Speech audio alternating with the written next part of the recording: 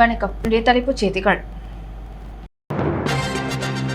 முன்னாள் சபாநாயகர் VP சிவக்கொழுந்துவின் பிறந்தநாள் விழா கொண்டாட்டம். பல்வேறு நலத்திட்ட உதவிகளை துவக்கி வைத்த முதல்வர் ரங்கசாமி வாழ்த்து. படகுகளை பழுது பார்த்து ரூபாய் 33 லட்சம் நிதி உதவி மீனவர்களுக்கு வழங்கினார் முதல்வர் ரங்கசாமி. மாநில அந்தஸ்து பெற மத்திய அரசுக்கு அழுத்தம் தர வலியுறுத்தி சட்டமன்ற உறுப்பினர் நேரு தலைமைகள் பொதுநல அமைப்பினர் முதல்வரிடம் மனு.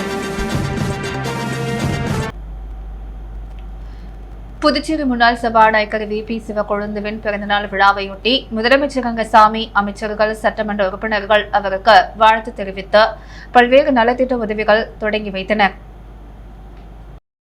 புதுச்சேரி முன்னாள் சபாநாயகர் VP சிவக்கொழுந்துவின் பிறந்தநாள் விழா ஒவ்வொரு ஆண்டும் பல்வேறு நலத்திட்ட உதவிகள் வழங்கி வெகு விமர்சையாக கொண்டாடப்படுவது வழக்கம்.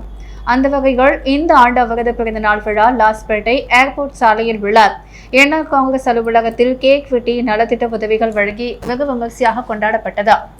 விழாவில் சிறப்பு விருந்தினராக முதலமைச்சர் ரங்கசாமி கலந்து கொண்ட முன்னாள் சபாநாயகர் VP சிவக்கொழுந்துவிற்கு பொன்னாடை போற்றி பூங்கொத்து கொடுத்து பிறந்தநாள் வாழ்த்துக்களை தெரிவித்தார். தொடர்ந்து ஏழை எளிய மக்களுக்கு ஹாட்பாக்ஸ், புடவை, தட்டுவண்டி உள்ளிட்ட பல்வேறு நலத்திட்ட உதவிகளையும் முதலமைச்சர் ரங்கசாமி தொடங்கி வைத்தார். மேலும் இந்த விழாவில் புதுச்சேரி பாரதிய ஜனதா கட்சி மாநில தலைவர் VP ராமலிங்கம், உள்துறை அமைச்சர் நமச்சிவாயம், பொதுப்பணித்துறை அமைச்சர் லட்சுமி நாராயணன், அமைச்சர் ஜான்குமார், அரசு கொறடா AKD ஆறுமுகம், சட்டமன்ற உறுப்பினர்கள் KSP ரமேஷ், பாஸ்கரேந்திர தட்சிணாமூர்த்தி, சந்திரபிரியங்கா, லட்சுமி காந்தன் செல்வம் மற்றும் முன்னாள் சட்டமன்ற உறுப்பினர் வெங்கடேசன் மற்றும் சப்தகிரி குழும நிர்வாக இயக்குநர் VPS ரமேஷ்குமார் மற்றும் என்ஆர் காங்கிரஸ் பிரமுகர்கள் பல கலந்து கொண்டு அவருக்கு வாழ்த்துக்களை தெரிவித்தனர். மேலும் லாஸ்பேட்டை தொகுதியை சேர்ந்த என்ஆர் காங்கிரஸ் பிரமுகர்கள் பல கலந்து கொண்டு வாழ்த்துக்களை தெரிவித்தனர். மேலும் விழாவில் கலந்து கொண்ட அனைவருக்கும் மட்டன் பிரியாணி வழங்கப்பட்டது.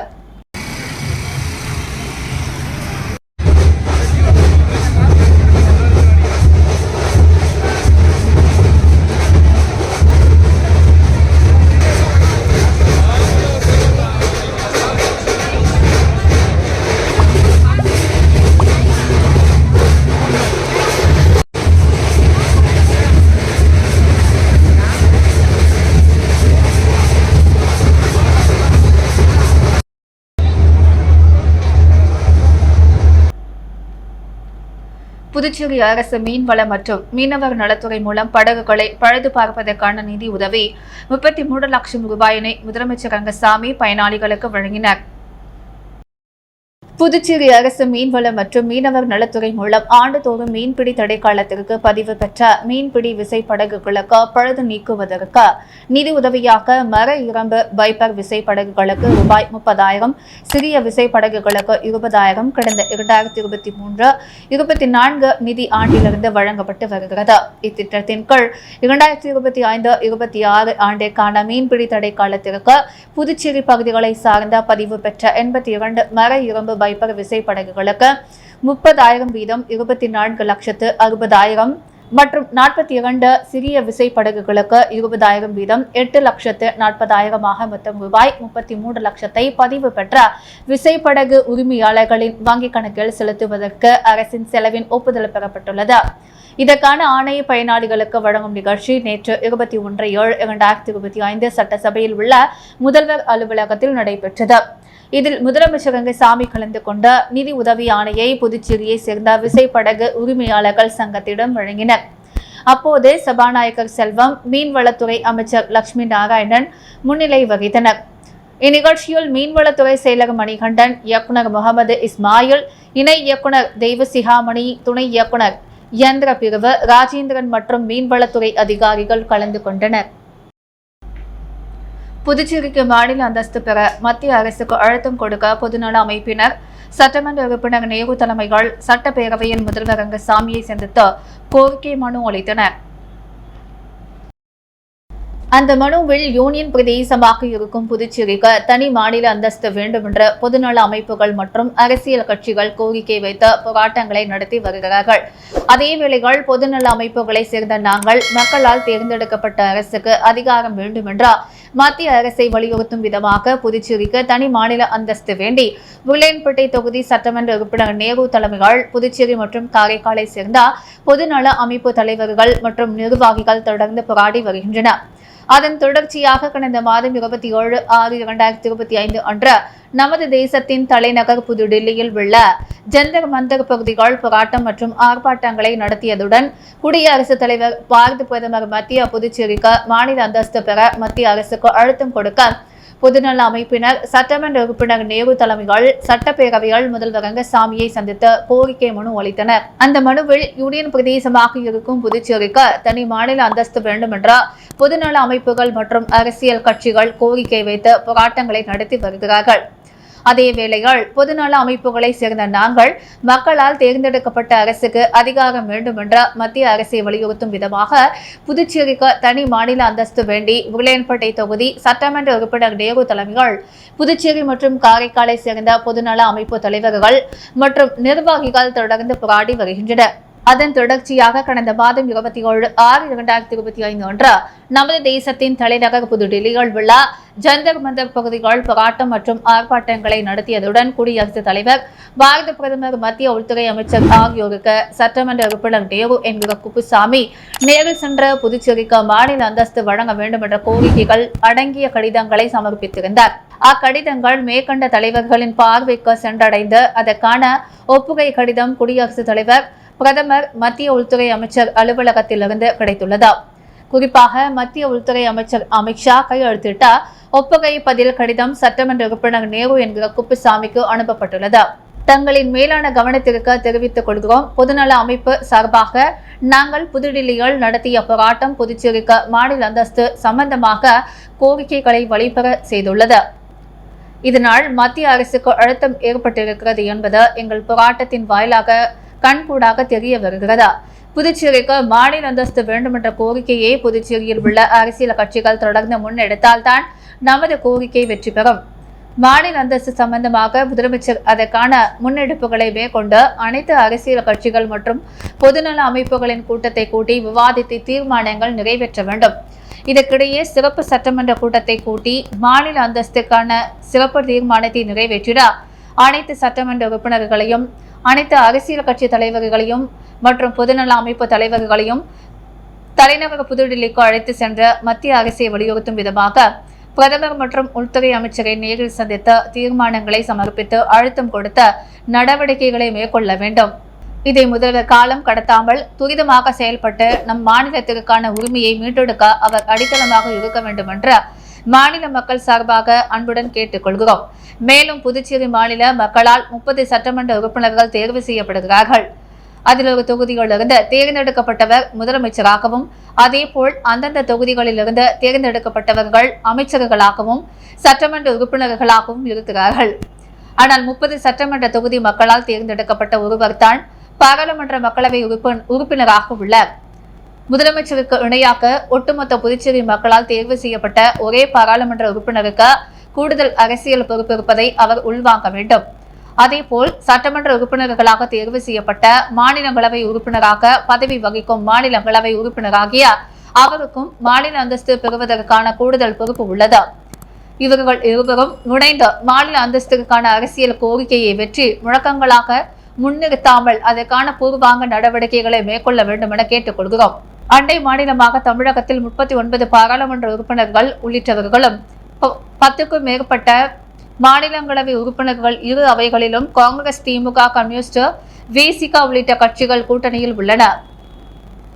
மேற்கண்ட எம்பிக்களிடம் புதுச்சேரி மாநில காங்கிரஸ் கட்சி தலைவரும் மக்களவை உறுப்பினருமான இருக்கும் வைத்திலிங்கம் நமது மாநிலத்திற்கான மாநில அந்தஸ்து குறித்து தமிழக எம்பிக்களிடம் விவாதித்த மாநில அந்தஸ்துக்கான கோரிக்கையை நடப்பு பாராளுமன்றத்தில் எதிரொலிக்க செய்த ஒருமுகமாக பணியாற்ற வேண்டும் என கேட்டுக்கொள்கிறோம். ஜம்மு காஷ்மீர் மாநில அந்தஸ்து வேண்டும் என அம்மா மாநில முதல்வர் கோரிக்கை வைத்துள்ளார். அதனை பாராளுமன்ற எதிர்க்கட்சித் தலைவர் ராகுல் காந்தி வலியுறுத்தி வருகிறார்.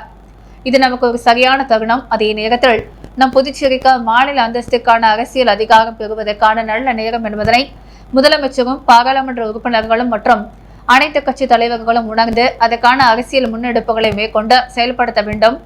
உள்துறை அமைச்சர் ஆகியோருக்கு சட்டமன்ற உறுப்பினர் நேரு என்கிற குப்புசாமி நேரில் சென்று புதுச்சேரிக்கு மாநில அந்தஸ்து வழங்க வேண்டும் என்ற கோரிக்கைகளை அடங்கிய கடிதங்கள் சமர்ப்பித்திருந்தார். அக்கடிதங்கள் அத்தலைவர்களின் பார்வைக்கு சென்றடைந்து அதற்கான ஒப்புகை கடிதம் குடியரசுத் தலைவர், பிரதமர், மத்திய உள்துறை அமைச்சர் அலுவலகத்திலிருந்து கிடைத்துள்ளது. குறிப்பாக மத்திய உள்துறை அமைச்சர் அமித்ஷா கையெழுத்திட்ட ஒப்புகை பதில் கடிதம் சட்டமன்ற உறுப்பினர் நேரு என்கிற குப்புசாமி அவர்களுக்கு அனுப்பப்பட்டுள்ளது. தங்களின் மேலான கவனத்திற்கு தெரிவித்துக் கொள்கிறோம். பொதுநல அமைப்பு சார்பாக நாங்கள் புதுடெல்லியில் நடத்திய போராட்டம் புதுச்சேரிக்கு மாநில அந்தஸ்து சம்பந்தமாக கோரிக்கைகளை வெளிப்பட செய்துள்ளது. இதனால் மத்திய அரசுக்கு அழுத்தம் ஏற்பட்டிருக்கிறது என்பது எங்கள் போராட்டத்தின் வாயிலாக கண்கூடாக தெரிய வருகிறது. புதுச்சேரிக்கு மாநில அந்தஸ்து வேண்டும் என்ற கோரிக்கையை புதுச்சேரியில் உள்ள அரசியல் கட்சிகள் தொடர்ந்து முன்னெடுத்தால்தான் நமது கோரிக்கை வெற்றி பெறும்.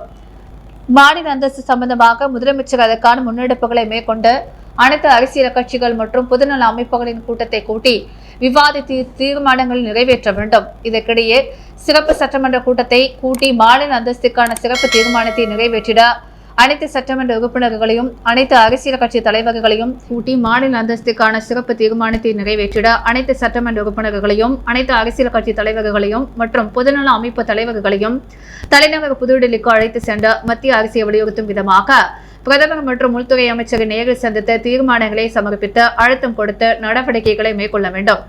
இதை முதல்வர் காலம் கடத்தாமல் துரிதமாக செயல்பட்டு நம் மாநிலத்திற்கான உரிமையை மீட்டெடுக்க அவர் அடித்தளமாக இருக்க வேண்டும் என்ற மாநில மக்கள் சார்பாக அன்புடன் கேட்டுக் கொள்கிறோம் என அம்மனுவில் கூறப்பட்டுள்ளது.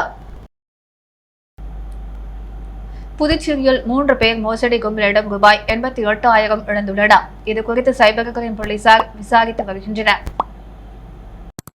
புயலர் பாலத்தை சேர்த்த ஆண் நபரை வாட்ஸ்அப் மூலம் தொடர்பு கொண்ட மர்ம நபர் பகுதி நேர வேலையாக ஆன்லைனில் முதலீடு செய்தால் அதிக பணம் சம்பாதிக்கலாம் என கூறியுள்ளார். இதை நம்பிய அவர் மர்ம நபர் தெரிவித்த ஆன்லைனில் ரூபாய் 40,200 முதலீடு செய்து ஏமாந்துள்ளார்.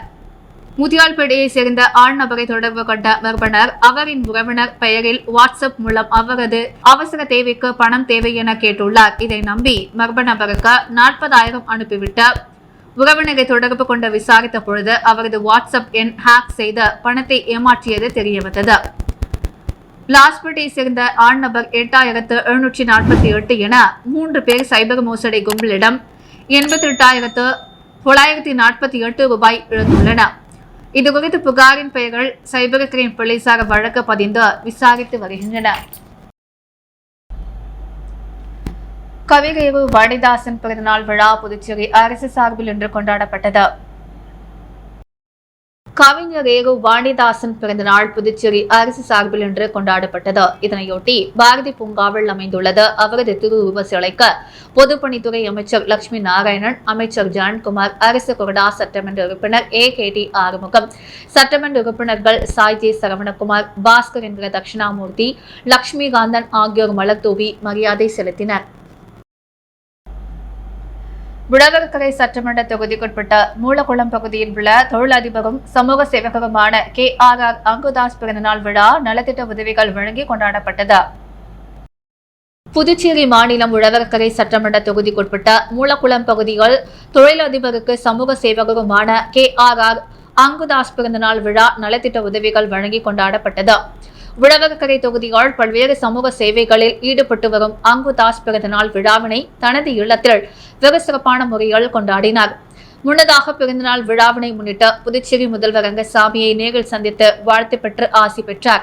தொடர்ந்து தனது இல்லத்தில் பிறந்தநாள் விழாவை கொண்டாடிய அங்குதாஸை பாஜக மாநில தலைவர் VP ராமலிங்கம், உள்துறை அமைச்சர் நமச்சிவாயம், முன்னாள் சபாநாயகர் VP சிவக்கொழுந்து, சட்டமன்ற உறுப்பினர் லட்சுமிகாந்தன், தொழிலதிபர் ரவிக்குமார், ராமு, சம்பத், வெற்றி செல்வம் உட்பட முக்கிய பிரமுகர்கள் ஏராளமான கலந்து கொண்டு பிறந்தநாள் வாழ்த்துக்களை தெரிவித்தனர். மேலும் பிறந்தநாள் விழாவினை முன்னிட்டு பொதுமக்களுக்கு நலத்திட்ட உதவிகளாக இலவச புடவைகளும் மற்றும் விழாவில் கலந்து கொண்ட அனைவருக்கும் அறுசுவை அன்னதானமும் வழங்கப்பட்டது. நிகழ்ச்சிக்கான ஏற்பாட்டினை தொழிலதிபர் அங்குதாஸின் தலைமையில் ஆதரவாளர்கள் வெகு சிறப்பான முறையில் செய்திருந்தனர். புதுச்சேரி சென்னை அப்போலோ மருத்துவமனையில் ரொபாட்டிக் மற்றும் லாப்ரோஸ்கோபி அறுவை சிகிச்சை சிறப்பு நிபுணர் டாக்டர் ரகுநாத், புதுச்சேரி எளைப்பிள்ளைச்சாவடி நூல்வடி சாலை NT மஹால் எதிரே உள்ள அப்போலோ மருத்துவமனை தகவல் மையத்தில் மருத்துவ ஆலோசனை வழங்கினர். வயிற்று வலி, பித்தைப்பை கற்கள், கணையம், உணவு குழாய், கல்லீரல், தைராய்டு பிரச்சினைகள், சிறுநீரகத்தில் கட்டிகள், குடலிறக்கம், பைல்ஸ், காழ்ப்புண்ணுகள், வயிற்று கட்டிகள், மார்பக கட்டிகள், உடலில் உள்ள அசாதாரண வளர்ச்சி, அனைத்து புற்றுநோய் மற்றும் வாஸ்குலர் தொடர்பான பிரச்சினைகளுக்கு சிறப்பு நிபுணர் மருத்துவ ஆலோசனை வழங்கினார். தொடர்ந்து டாக்டர் ரகுநாத் செய்தியாளர்களிடம் கூறுகைகள், மிகவும் சிக்கலான மற்றும் புற்றுநோய் அறுவை சிகிச்சை செய்வதில் எனக்கு ஆர்வம். வயிறு, உணவு குழாய், வாய் முதல் ஆசன வாய் வரையிலும் உள்ள புற்றுநோய், மார்பக புற்றுநோய், சிறுநீரக மாற்று சிகிச்சை அளிக்கிறேன். சென்னை அப்போலோ மருத்துவமனைக்கு புதுச்சேரியிலிருந்து நிறைய பேர் என்னை பார்க்க வருகின்றனர். அதனால் புதுச்சேரி மக்கள் பயன்பெறும் வகைகள் முதலாக இங்கு வந்திருக்கிறேன். ஹெர்னியா என்ற குடல் இறக்கமானது தொப்புளை சுற்றி காலும் வயிறும் சேரும் பகுதி என நிறைய இடத்தில் வரும். இதற்கு சிறிய துளைகள் லாப்ரோஸ்கோபி மூலமாக அறுவை சிகிச்சை செய்ய முடியும். ஆனால் வயதானவர்களுக்கு சர்க்கரை, சிறுநீர் பிரச்சனை இருக்கும் நிலையால் அவர்களுக்கு எளிமையான அறுவை சிகிச்சை மூலமாக தீர்வு பெறலாம். நடந்து வந்து எப்படி பல் மருத்துவரிடம் பல் பிடிங்கி செல்கிறார்களோ அதுபோல் நடந்து வந்து ஹெர்னியா ஆபரேஷன் செய்து கொண்டு ஆபரேஷன் தியேட்டரிலிருந்து நடந்து வீட்டுக்கு போகலாம். வயிற்றில் சிறிய துளையிட்டு செய்யப்படும் லாப்ரோஸ்கோபி சிகிச்சை மூலம் நோயாளிகளுக்கு கஷ்டம் குறையும். குறைவான நேரமே ஆவதால் லாப்ரோஸ்கோபி மிகவும் பயன் தரக்கூடியது. ரோபோ எவ்வளவு நேரம் வேண்டுமானாலும் நோயாளி பக்கத்தில் நிற்க முடியும். அதற்கு சோர்வு வராது. அதனால் ரோபோ தானாகவே சிந்தித்து எதையும் செய்யாத ரோபோவை அறுவை சிகிச்சை நிபுணர் சேரில் அமர வைத்து கட்டுப்படுத்தி ஆபரேஷன் செய்வதாகும். லாப்ரோஸ்கோபியில் என்ன செய்ய முடியுமோ அதையெல்லாம் ரோபோ மூலமாக செய்ய முடியும் என்றார். பன்னாட்டு மனித உரிமைகள் பேரவை நிர்வாகிகளின் ஆலோசனை கூட்டம் முருங்கம்பாக்கம் தலைமை அலுவலகத்தில் நடைபெற்றது. பன்னாட்டு மனித உரிமைகள் பேரவை நிர்வாகிகளிடம் ஆலோசனை கூட்டம் முருங்கம்பாக்கத்தில் உள்ள தலைமை அலுவலகத்தில் நடைபெற்றது. இதில் அமைப்பின் தலைவர் சக்திவேல் தலைமை தாங்கினார். நடைபெற்ற நிகழ்ச்சியில் அமைப்பில் புதிதாக இணைந்தோருக்கு வாழ்த்து தெரிவித்து அமைப்பின் செயல்பாடு புத்தகத்தை வழங்கினார்கள். பின்னர் இந்திரா காந்தி அரசு மருத்துவமனைக்கு அமைப்பின் சார்பாக உடல் தானம், கண் தானம் வழங்கிய முதலியார்பேட்டை சேர்ந்த மறைந்த விமல் குடும்பத்தார்களுக்கு நன்றி தெரிவித்து பாராட்டு வகையிலும் பொதுமக்களுக்கு விழிப்புணர்வு ஏற்படுத்துவதற்கும் அவர்களுக்கு அமைப்பின் சார்பாக பாராட்டு சான்றிதழ்கள் வழங்கி மரியாதை செய்யப்பட்டது. பின்னர் முதலியார்பேட்டை தொகுதி அப்துல் கலாம் நற்பணி இயக்கத்தின் தலைவர் கலியமூர்த்தி இருந்தார். பின்னர் தமது உடலை அமைப்பின் மூலம் உடல் தானம் செய்வதற்கான சான்றிதழை ஒப்படைத்தனர். அவர்களுக்கு அமைப்பின் சார்பாக பாராட்டுகள் தெரிவித்து பொன்னாடை அணிவிக்கப்பட்டது. பின்னர் அமைப்பின் எதிர்கால வளர்ச்சி செயல்பாடுகள் குறித்து நிர்வாகிகள் கலந்தாய்வு செய்தனர். நிகழ்ச்சியில் அமைப்பின் ஆலோசகர்கள் ஆசிரியர்கள் சரவணன், அமைப்பின் இணை பொதுச் செயலாளர் கலிவரதன், அமைப்பின் சட்ட ஆலோசகர் கணபதி, பொருளாளர் கந்தசாமி, ஒருங்கிணைப்பாளர் வடிவேல், மகளிர் அணி சேர்ந்த பாத்திமா, புரோனிகா, தொழிலாளர் அணி அமைப்பாளர் பிரகாஷ் மற்றும் வினோத்குமார், தொகுதி செயலாளர்கள் முருகன், சரவணன் மற்றும் நிர்வாகிகள், உறுப்பினர்கள் ஆகியோர் கலந்து கொண்டனர். பொருளாதார கந்தசாமி நன்றி உரை ஆற்றினார். குழந்தைகளுக்கான சிறப்பு இருதய சிகிச்சை புரிந்துணர்வு ஒப்பந்தம் மேலும் 2 ஆண்டுகள் நீட்டிக்கப்பட்ட முதலமைச்சர் ரங்கசாமி முன்னிலையில் புதுச்சேரி சட்டப்பேரவையில் இன்று கையெழுத்தானது. ராஷ்டிரிய பால் ஸ்வஸ்திய காரியக்கிரம் RPSK தேசிய குழந்தைகள் திட்டத்தின் மூலம் குழந்தைகளின் ஆரோக்கியத்தை பரிசோதித்து ஆரம்பகால நோய் அடையாளங்களை கண்டறிந்த ஆரம்ப நிலை சிகிச்சைகள் முதல் உயர் சிகிச்சைகள் வரை அளிக்கப்பட்டு வருகிறது. இத்திட்டத்தின் மூலம் குழந்தைகளுக்கு இருதயம் சார்ந்த உயர்நிலை சிகிச்சைகள் மேற்கொள்வதற்காக கடந்த 2023ஆம் ஆண்டு ஜூன் மாதம் அப்போலோ குழந்தைகள் மருத்துவமனையுடன் புரிந்துணர்வு ஒப்பந்தம் மேற்கொள்ளப்பட்டு அதன்படி புதுச்சேரி பிராந்தியத்தில் முதலாக மிஷன் ஹெல்தி ஹார்ட் திட்டம் வெற்றிகரமாக செயல்படுத்தப்பட்டது. இதன் தொடர்ச்சியாக காரைக்கால், மாஹி மற்றும் ஏனா பிராந்தியத்திலும் இத்திட்டம் வெற்றிகரமாக செயல்படுத்தப்பட்டது. இத்திட்டத்தின் மூலம் இதுவரை 34 இருதய சிகிச்சை முகாம்கள் நடத்தப்பட்ட 1464 குழந்தைகள் பயன்பெற்றுள்ளன. மேலும் அப்போலோ மருத்துவமனைகள் 67 குழந்தைகளுக்கு இலவசமாக மேல் சிகிச்சை அளிக்கப்பட்டு குணமடைந்துள்ளன. புதுச்சேரியில் இத்திட்டம் வெற்றிகரமாக செயல்படுத்தப்பட்டு குழந்தைகளுக்கான சிறப்பு இருதய சிகிச்சை மேற்கொள்ளப்பட்டு வருவதால் இதற்கான புரிந்துணர்வு ஒப்பந்தம் மேலும் 2 ஆண்டுகள் நீடிக்கப்பட்டுள்ளது. இந்த கால நீட்டிப்பிற்கான புரிந்துணர்வு ஒப்பந்தம் முதலமைச்சர் ரங்கசாமி முன்னிலையில் புதுச்சேரி சட்டப்பேரவையில் இன்று கையெழுத்தானது. சுகாதாரத்துறை இயக்குநர் டாக்டர் செல்வேல், திட்ட இயக்குநர் டாக்டர் கோவிந்தராஜன், துணை இயக்குநர் IEC doctor Raghunathan, nodal officer district early interventional centre doctor Saravanan, Apollo குழந்தைகள் மருத்துவமனையின் தலைமை இருதய நோய் நிபுணர் டாக்டர் முத்துக்குமரன், குழந்தைகள் இருதய நோய் மருத்துவர் டாக்டர் சரண்யா, லிட்டில் ஹார்ட் அறக்கட்டளை அறங்காவலர் டாக்டர் சுகன்யா ஆகியோர் இந்த நிகழ்ச்சியின் போது உடனிருந்தனர். உழவர்கரை நகராட்சி அதிகாரிகள் மேற்கொண்ட ஆய்வில் 370 கிலோ தடை செய்யப்பட்ட பிளாஸ்டிக் பொருட்கள் பறிமுதல் செய்யப்பட்ட 13,900 ரூபாய் அபராதம் விதிக்கப்பட்டது. உழவர்கரை நகராட்சிக்கு உட்பட்ட பகுதிகளில் ஒருமுறை பயன்படுத்தும் நெகிழி பொருட்கள் முற்றிலுமாக தடை செய்யப்பட்டுள்ளது. நகராட்சிக்குட்பட்ட பகுதிகள் ஒருமுறை பயன்படுத்தும் நெகிழிகள் பயன்படுத்தா பகுதியாக அறிவிக்க பல்வேறு நடவடிக்கைகள் எடுக்கப்பட்டு வருகிறது. அதன் அடிப்படையில் ஆணையர் சுரேஷ்ராஜ் உத்தரவின் பெயர்கள் நகராட்சி அதிகாரிகள் மற்றும் ஊழியர்கள் அடங்கிய குழுவினர் கடந்த 18ஆம் தேதி முதல் நேற்று 21ஆம் தேதி வரை தடை செய்யப்பட்ட பிளாஸ்டிக் பொருட்கள் பயன்பாடு நிலை குறித்து ஆய்வு மேற்கொண்டனர்.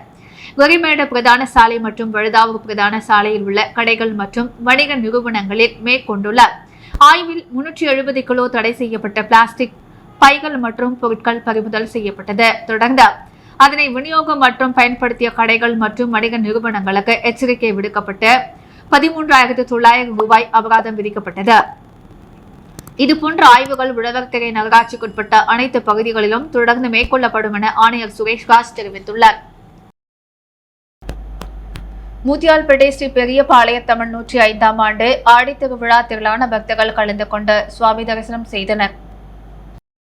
புதுச்சேரி முத்தியால்பேட்டை பெருமாள்பேட்டை வீதியில் எழுந்தருளியுள்ள அருள்மிகு ஸ்ரீ பெரிய பாளையத்தம்மன் தேவஸ்தானம் 105ஆம் ஆண்டு ஆடி திருவிழா இந்த மாதம் ஜூலை 18 தொடங்கி 24ஆம் தேதி வரை சிறப்பாக நடைபெறுகிறது.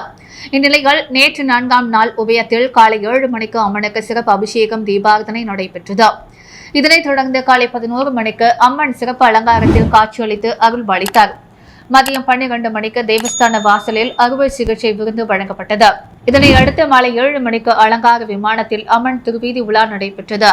4ஆம் நாள் உபயதாரரான மஞ்சினி நகர் மருதவள்ளி மாரியம்மன் கோவில் தெருவை சேர்ந்த முருகன், சரோஜா குடும்பத்தினர் இதற்கான ஏற்பாடுகளை சிறப்பாக செய்திருந்தனர். அம்மன் திருவீதி உலா நிகழ்வில் முன்னாள் சட்டமன்ற உறுப்பினர் வையாபுரி மணிகண்டன், தேவஸ்தான நிர்வாகிகள், இளைஞர் குழு மற்றும் ஊர் பொதுமக்கள் திரளாக கலந்து கொண்டனர்.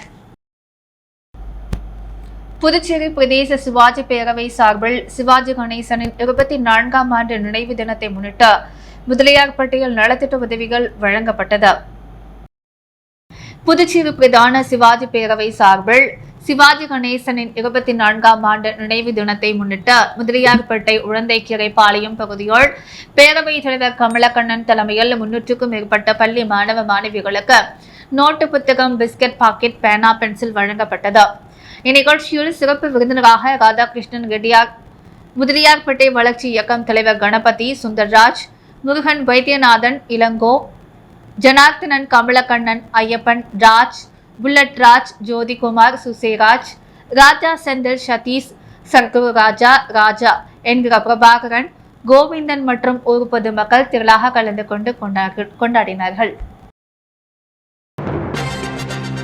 முன்னாள் சபாநாயகர் VP சிவக்கொழுந்துவின் பிறந்தநாள் விழா கொண்டாட்டம். பல்வேறு நலத்திட்ட உதவிகளை துவக்கி வைத்த முதல்வர் ரங்கசாமி வாழ்த்து. படகுகளை பழுது பார்த்து ரூபாய் 33 லட்சம் நிதி உதவி மீனவர்களுக்கு வழங்கினார் முதல்வர் ரங்கசாமி. மாநில அந்தஸ்து பெற மத்திய அரசுக்கு அழுத்தம் தர வலியுறுத்தி சட்டமன்ற உறுப்பினர் நேரு தலைமைகள் பொதுநல அமைப்பினர் முதல்வரிடம் மனு. குழந்தைகளுக்கான சிறப்பு இருதய சிகிச்சை புரிந்துணர்வு ஒப்பந்தம் 2 ஆண்டுகள் நீட்டிப்பு. 370 கிலோ பிளாஸ்டிக் பொருட்கள் பறிமுதல். உழவர்கரை நகராட்சி அதிரடி.